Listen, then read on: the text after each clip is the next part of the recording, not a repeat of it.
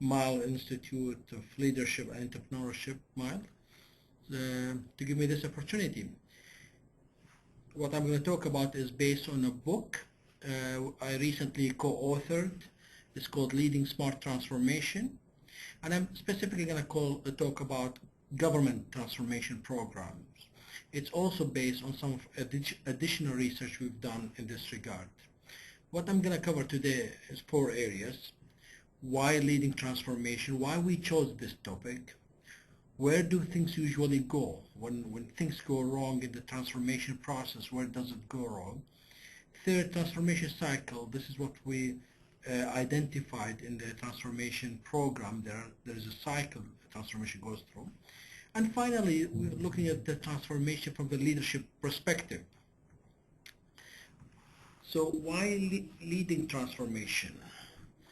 A year ago when we started, in fact 18 months ago when we started writing the book, we realized that governments will be under pressure to perform, and it will not be enough to be just high-performing governments. They will have to be high-performing and high-responsive to the citizens. That challenge, we realize it will become reality in near future, and as we all know, as we speak now, it's clear that what the situation is with what's happening in the region. So at the moment, we in the region going through a major change.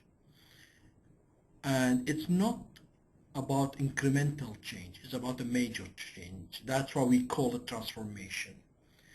So things are changing, governments have to be more responsive, they have to perform better, under pressure to do that. Second, it's also clear when government transformation programs fail, that when they fail, the impact of such failure is great. The impact of that failure is on the citizens, communities, businesses, and the whole country, and on the future generation. So the impact of failure of government transformation program is great.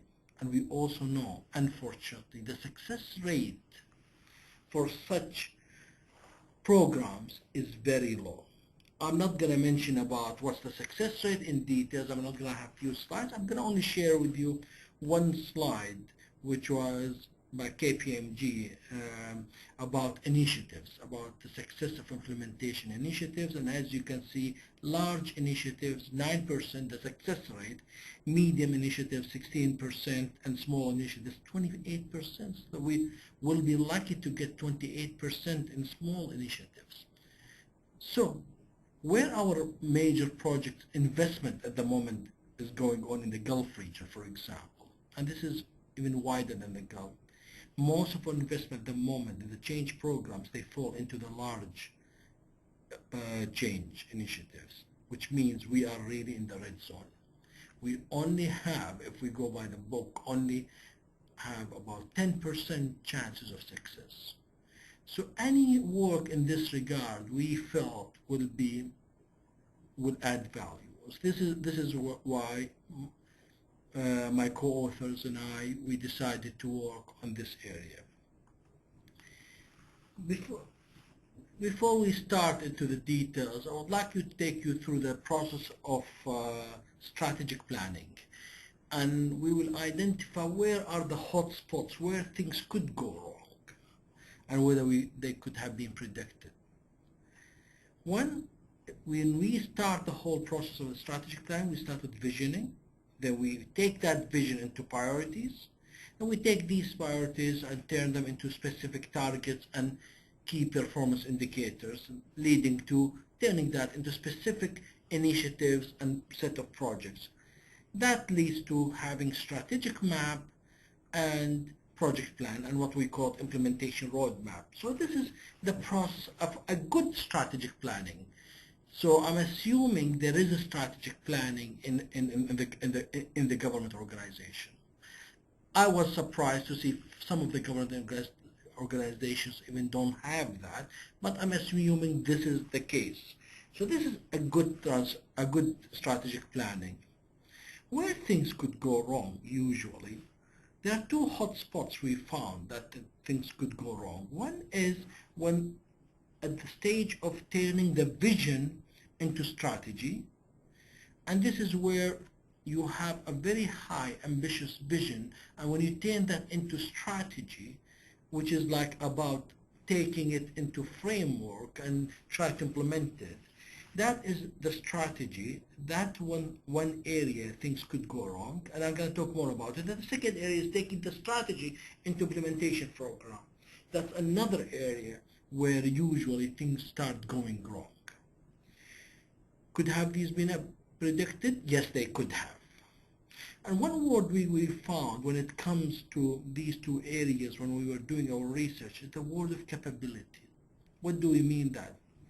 Capability in the first area, in the first point, is aligning the strategy with organizational capabilities. It is okay to have inspiring vision, and in fact, vision is something to be inspiring and directive. But when we turn that into strategy, the strategy should be reality check as well. Should does the reality check. So the strategy has to be aligned with the organization capabilities. I'm not saying it should not be beyond that, but it should start from the organization capabilities. I was in Norway in a project. We were developing a national policy agenda for innovation program for a GCC country. And I met one of the people who orchestrated the policy of the recent national innovation policy of Norway in my benchmarking visit to Norway.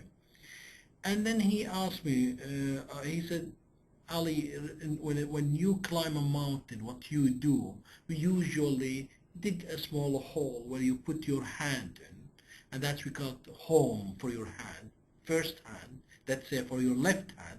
Then you dig another home little bit higher for your second hand, your right hand, okay, your other hand, and then you climb on that, and you same thing. Then you dig another hole for your back to your left hand. He said the holes you dig, the second hole you dig, should be within your stretch, so you can put your hand there. He said same thing with the strategy, and when you want to set a policy or innovation policy or diversification, what sectors to look at? Look at the sectors within your reach, within your stretch. Same thing the strategy. We should look the top of the mountain. That's the aim we would like to get. That's the vision. But the strategy should provide us the roadmap to get there, and these small holes, how we can hold on in order to reach to the top of the mountain. So we very much need to align the strategy with the organization capabilities.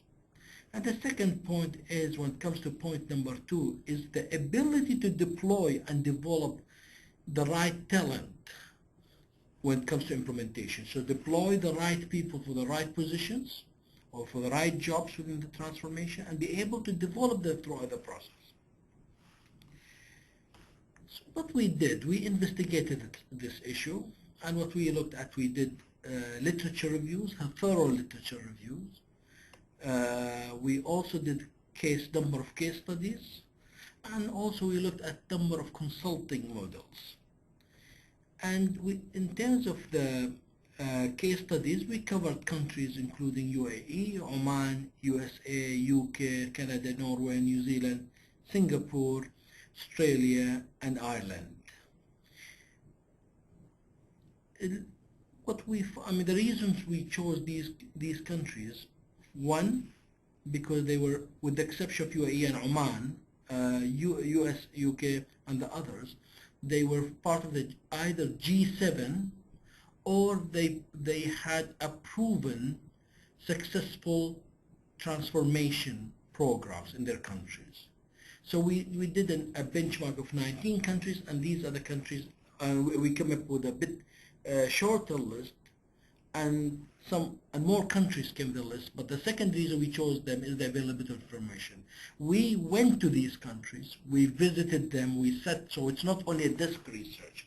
These case studies were done on site, and we talked with the people who were part of the transformation. And so that's why I mentioned the second reason is benchmarking and availability of information. And also that part, and also my remaining of the presentation is also inspired by the recent book which I co-authored called Leading Smart Transformation. So what we found when we say change, what are the areas of change in the organization? And we found there are about 56 in our research, in the literature review and benchmark. Let's say around 56 areas when we tend to change what are we trying to change within the organization. And what we did is we grouped these 6 into 4 main areas, 4 main categories. And we found these are the 4 main categories of a change: strategy, business model, operating model, and talent.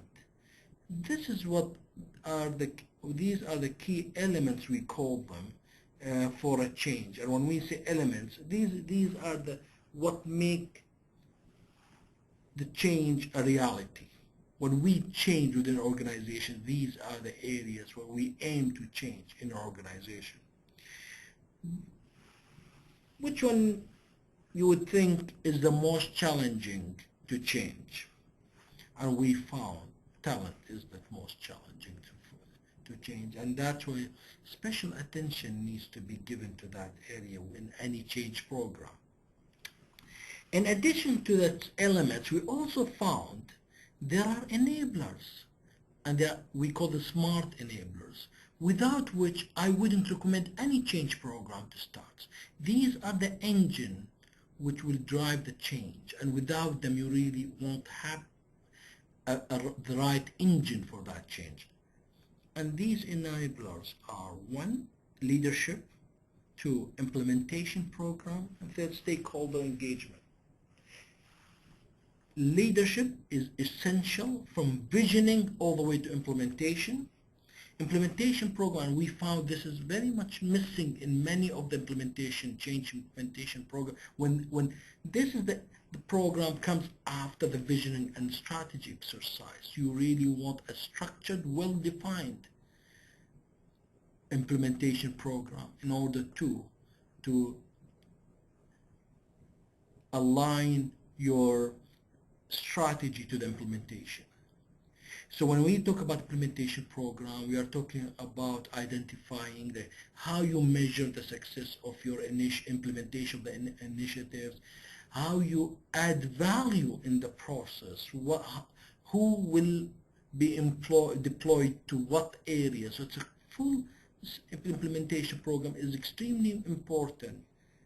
So that leadership should have these 2 elements ready before any change program starts: the implementation program and the ability to engage the stakeholder. Never start a program unless you are confident that you have a mechanism for involving the stakeholder holders, engaging them. And the best way to do that is communication, communication, communication. The remaining of my presentation is more about leadership. Leadership, when it comes at this area, we find there are 3 key capabilities are needed for leadership. One is the ability to vision.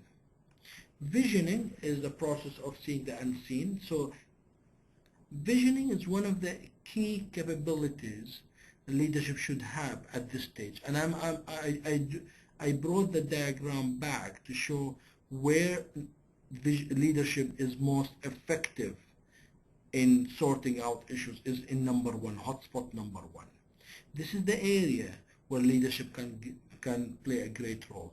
And the first capability is visioning, the ability to vision. Second, translation, the ability to translate that vision into implementation program.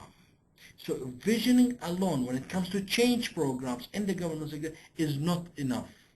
Visioning is definitely an important element, but the ability to translate that vision into implementation is equally important. Third is the ability to communicate that vision all the way through with your internal and external stakeholders. So when we talk about, I'm participating in a conference arranged by Mile called High Performing Governments. I believe there's no high performing government without having high performing leaders. High performing leaders is the first recipe for the success of any high performing governments. So, and this is what I would like to spend some the remaining of my presentation about. When we talk about high performing, we have to talk about performing. How to measure these performing? I'm going to use a basic formula developed in 1964 by Professor Victor Vroom from Yale School of Management, who I currently work with in a couple of projects. Leadership performance equals, according to Andrews, ability multiplied by motivation. And since then, this theory has been used and it's been effectively used, and it's a simple equation, and I like simple things. Ability by motivation. Let's talk about motivation, why it's important. And if somebody asks, which one is more important, ability or motivation, they're equally important. When it comes to ability, it's waste of energy, time, resources to try to motivate somebody who's not competent, who doesn't have the ability. And at the same time, you cannot have a performing leader if that person is not motivated. So we really want somebody who is capable and motivated. Which one is more important than the others is the same. It's like we are talking about rectangular. Which one is more important? Is it the width of the height? It's the same thing. They both make the rectangular, and same thing. The both motivation and the ability make the high performing leaders. Motivation, I'm going to touch on that briefly, is the key driver for all human activities. It's the key driver which makes people put efforts in things. So motivation is what makes people put effort on. And the more efforts we put on something, the more chances of success that thing could happen. What motivates us when we talk about motivators? There are intrinsic and extrinsic motivators, and that is something you read when you look into the motivation theories. Intrinsic, what is meant, is driven by the task itself. It's internal. It's within your value system. You focus on you have a passion for the task itself, regardless of the result. As Steve Jobs once said of Apple, he said, when you get someone who has passion for the work, you don't need to push that person to work hard. The passion will pull him. So that is what passion is. It's about intrinsic motivators. And then you have extrinsic motivators, which are driven by the performance of that task, either good or bad, and the reward of that or the punishment of that. So you're driven by the outcome of the task and whether it's a punishment or reward. And for example, monetary, it's like you are driven by external, you're driven by external factors such as money, for example. You get motivated. Okay, are they partners or competitors? Which one is more important? Same thing. I'm going to use Maslow's hierarchy of needs, an example. And the more you go higher in your needs, the more sophisticated your needs become, the more you meet your basic needs, the extrinsic motivators becomes less and less important. And that's where the intrinsic motivators come when you have reached your basic needs. You cannot ask somebody who's suffering from hunger about what's the higher purpose of life. Let that person meet the basic needs. So the more of the needs are met, our needs are met, the more intrinsic motivation will be driven by the intrinsic motivator. And I have to say, at certain level, after your basic needs to certain level are met, extrinsic motivators could have a negative impact on the performance. So sometimes to pay more for the extrinsic motivation could work the other way around. So this is about motivation. Let's talk about the ability. I use another equation by another colleague of mine, Professor Andrew Kabatsi from Cranfield School of Management. He says, ability is equal, performance based on the ability, skills plus competencies multiplied by capabilities. Skills are techniques to do specific things. They are very effective for the lower management. Competencies are themes. They are skills plus behaviors to perform a job. So competence is about skills plus behaviors. You put them together to perform a certain job. And this is very effective for middle management.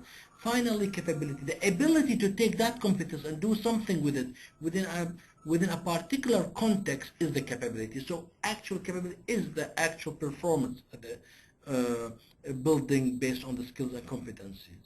So if you have somebody with 9 out of 10 in skills and 9 out of 10 in competencies, but 0 capabilities, what would be the performance? 0. So that's why sometimes we have competent leaders who are not able to perform. They have no capable to perform.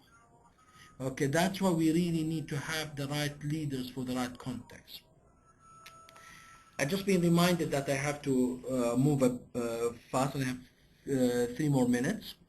I have to mention also training covers skills and partially competencies, does not cover capabilities. Usually coaching and mentoring help to build the capabilities. Capability, when we say capabilities, what are these capabilities? We mentioned about visioning, the ability to vision, the ability to translate that vision to program, and to be able to communicate that program. So I call them strategic capabilities. But let's say, what are the implementation capabilities leaders should have when it comes to high-performing government transformation program? Leading talent, leading portfolio, and strategic alignment.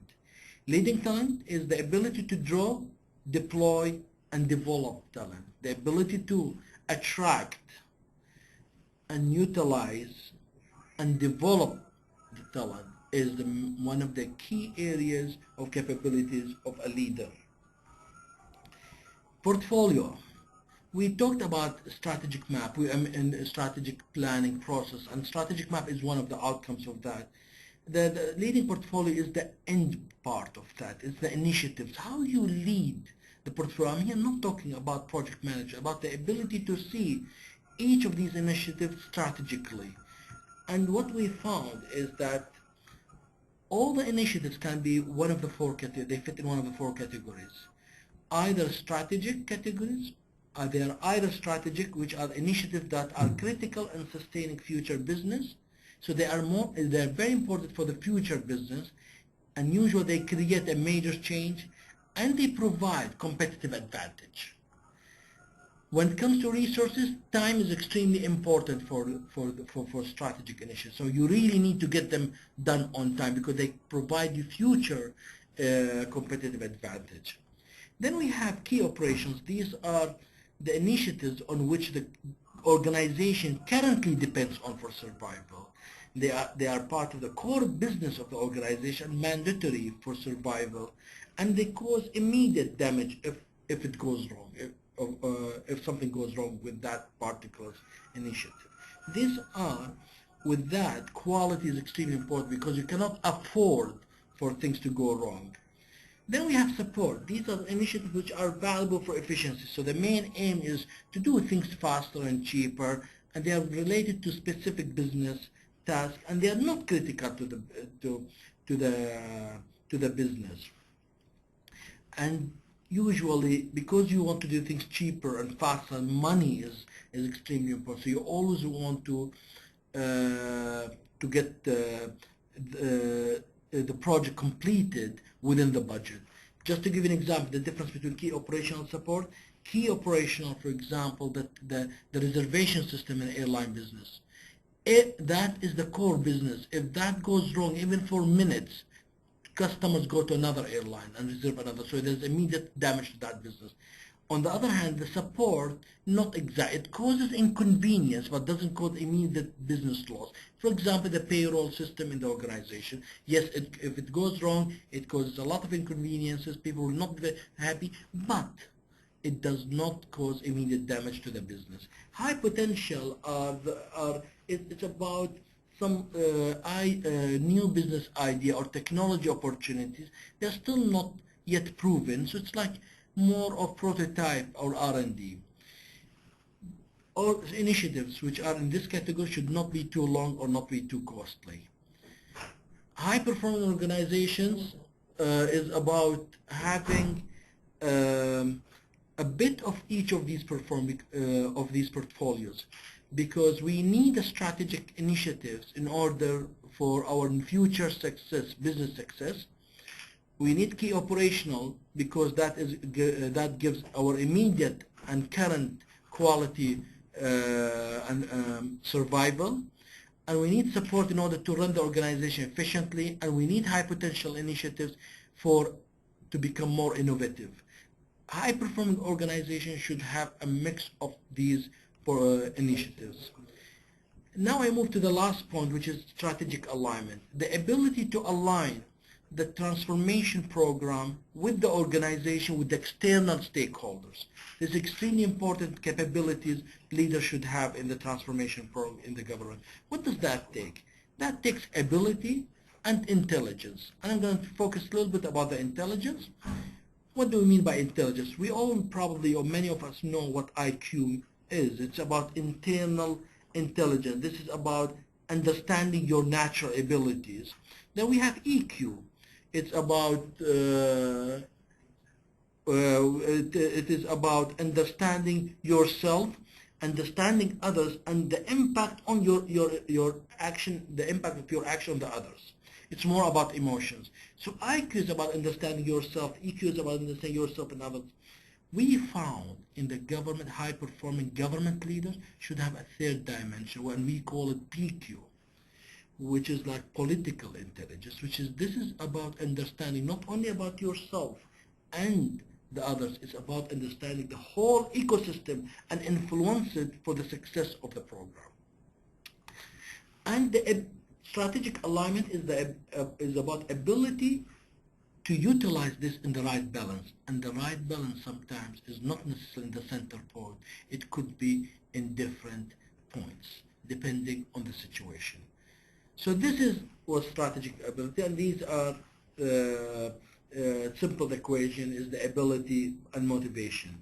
Finally, so smart transformation, what is it? It's holistic, rapid, flexible, and dynamic, where leadership is an integral part of it, and stakeholders are fully engaged with clearly defined roadmap. Is that possible to achieve? Yes, it is. Thank you.